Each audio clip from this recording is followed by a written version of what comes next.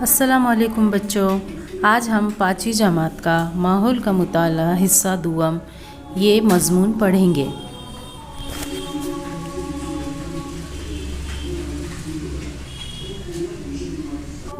سبق نمبر 1، تاریخ کسے کہتے ہیں؟ زمانے ماضی کے واقعات کا علم دینے والا سائنس یعنی کہ تاریخ۔ تاریخ کسے کہیں گے؟ زمانے ماضی کے واقعات کے علم دینے والے سائنس کو۔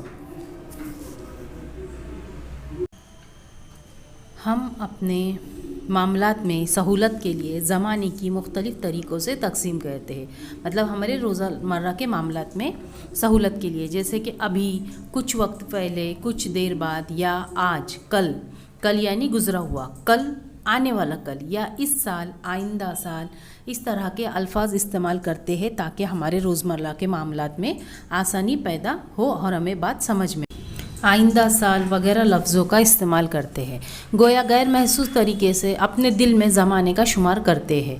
ابھی، آج، اس سال وغیرہ لفظوں کے استعمال سے ذہن میں آنے والا زمانہ زمانے حال کہلاتا ہے، یعنی جو چیزیں ابھی جاری ہے، جو چیز ہو رہی ہے اسے ہم کہیں گے زمانے حال۔ کچھ دیر پہلے، یا تو جو چیز گزر چکی، جو ہم کچھ دیر پہلے یا کچھ وقت پہلے، مہینوں سالوں پہلے کر چکے، وہ ہے زمانے ماضی، اور جو چیز ہم آگے کرنے والے ہیں وہ ہے زمانے مستقبل۔ ہمارے روزمرہ کے معاملات میں سہولت کے حساب سے زمانے کی 3 قسمیں ہیں۔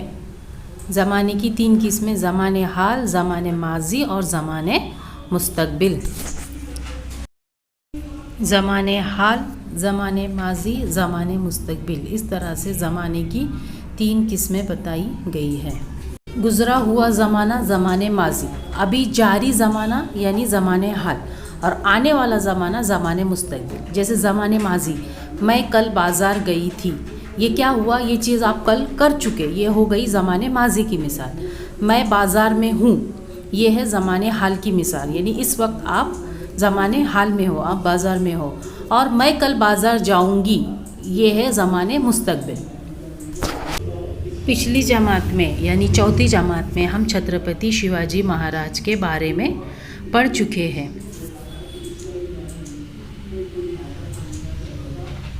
شیواجی مہاراج کے والد کا نام تھا شاہجی، اور شیواجی مہاراج کی والدہ کا نام تھا جیجا بائی۔ یہ سب کچھ آپ 4تھی جماعت میں پڑھ چکے ہو۔ 4تھی جماعت میں آپ شیواجی مہاراج کی زندگی کے حالات اور سوراج کے قیام کے لیے ان کی سرگرمیوں کا مطالعہ کیا ہے۔ شیواجی مہاراج کی پیدائش سے پہلے کا زمانہ یعنی آج سے تقریباً 400 سال پہلے کا زمانہ، اسے ہم 400 سال پرانا زمانہ کہہ سکتے ہیں، یعنی زمانے ماضی۔ ایک اور مثال دیکھیے، پچھلے سال آپ 4تھی جماعت میں تھے، یعنی یہ ہو گیا زمانے ماضی۔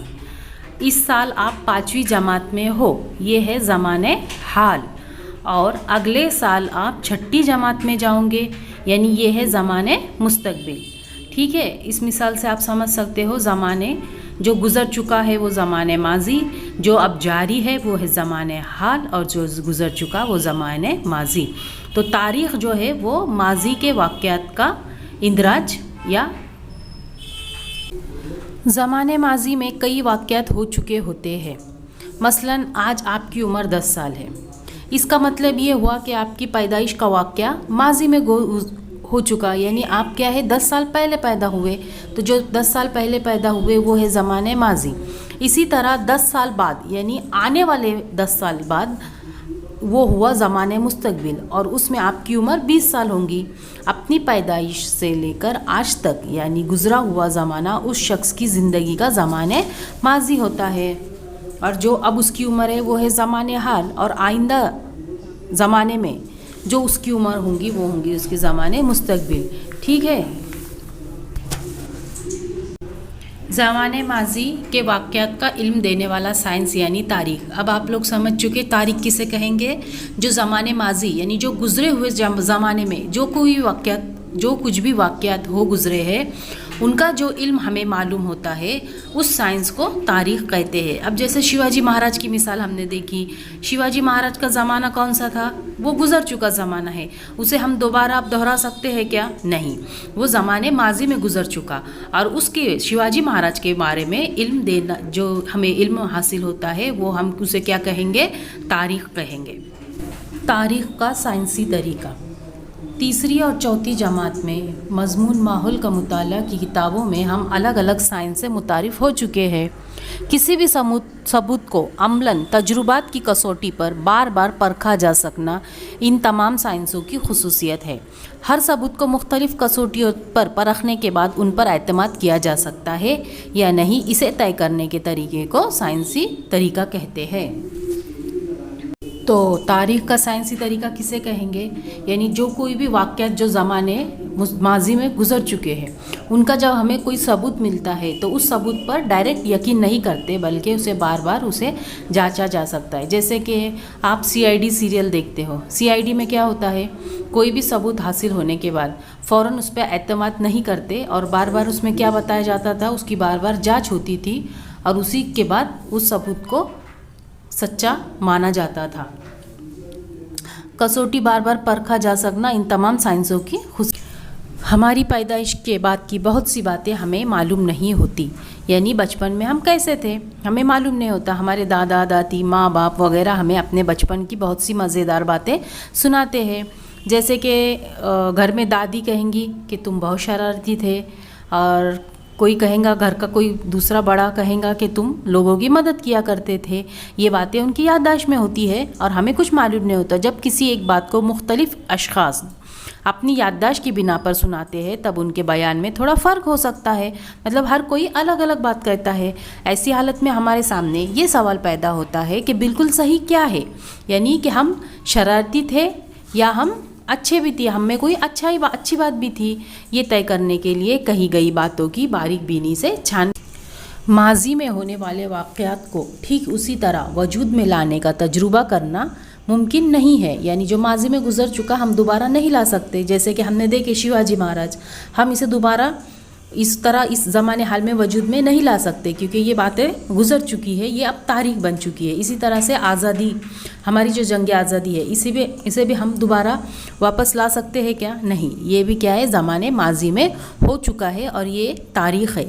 اس لیے تاریخ کو پیش کرنے کا طریقہ دوسرے سائنسی علوم سے مختلف ہوتا ہے. چنانچہ ان کے ثبوت تلاش کرنے، جانچ پڑتال کرنے اور ان کی کڑیاں جوڑنے کے لیے سائنسی طریقہ استعمال کیا جاتا ہے. اس مقصد کے لیے ضرورت پڑنے پر دوسرے سائنسوں کی مدد لی جاتی ہے. ان تمام باتوں پر غور کرنے کے بعد کہا جا سکتا ہے کہ تاریخ ایک سائنس ہے. تاریخ صرف خیالی بنیاد پر نہیں لکھی جا سکتی. یعنی تاریخ من گھڑت نہیں ہے، ہمارے دل میں جو کچھ بھی آئے ہم لکھ دیں، یہ نہیں ہے. یہ سچے واقعات پر اور ثبوتوں کی بنیاد پر تاریخ لکھی جاتی ہے. قدیم اشیاء یعنی قدیم پرانی چیزیں. عمارتیں، جو تاریخی عمارتیں ہوتی ہے. دستکاری کے نمونے، برتن، سکے، کندہ تحریریں یعنی لکھی ہوئی تحریریں. تانبے کی تختیاں، کتابیں، دستاویزات، لوگوں کی یادداشت میں محفوظ قصے، کہانیاں اور گیت وغیرہ کو تاریخ کے ماخذ یعنی ذرائع کہا جاتا ہے. ان ذرائع کی 3 قسمیں ہوتی ہے: طبعی، تحریری اور زبانی. طبعی ماخذ میں کون سی چیزیں آئیں گی؟ جیسے کہ قدیم اشیاء، عمارتیں، دستکاری کے نمونے، برتن، سکے. تحریری یعنی لکھی ہوئی. تحریری میں ہوں گے کندہ تحریریں، تانبے کی تختیوں پر لکھا ہوا، کتابیں، دستاویزات.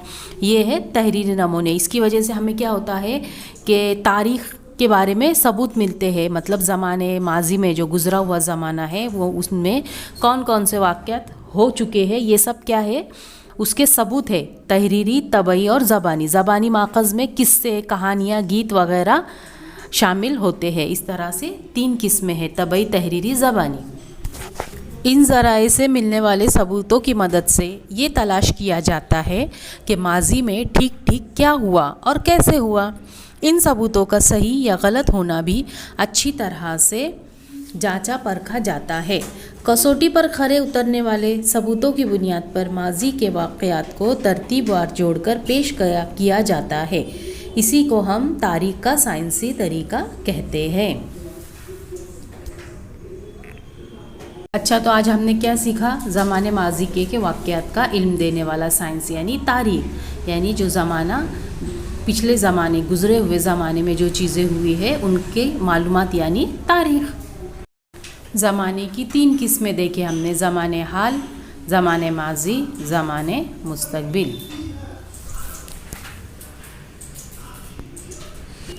کسوٹی پر کھرے اترنے والے ثبوتوں کی بنیاد پر ماضی کے واقعات کو ترتیب وار جوڑ کر پیش کرنا یعنی تاریخ کا سائنسی طریقہ۔